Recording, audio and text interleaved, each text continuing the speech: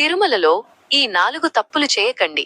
1. పెళ్లైన 6 నెలల వరకు తిరుమల వెళ్ళకూడదు. ఎందుకంటే తిరుమలలో పవిత్రమైన ఆలోచనలతోనే ఉండాలి.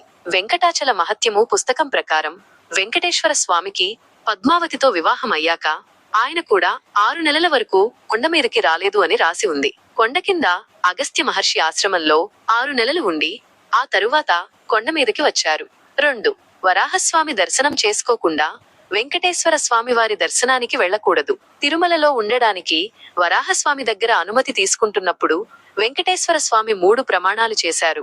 అవి ఏంటంటే, మొదటి పూజ, మొదటి నైవేద్యం, మొదటి దర్శనం మీకే ఇస్తాను అని ప్రమాణం చేసి ఒక ప్రమాణ పత్రం కూడా రాసిచ్చారు వెంకటేశ్వర స్వామి. ఇప్పటికీ ఈ పత్రం టీటీడీ మ్యూజియంలోనే ఉంది. 3. పాదరక్షలు ధరించి తిరు వీధుల్లో తిరగొద్దు.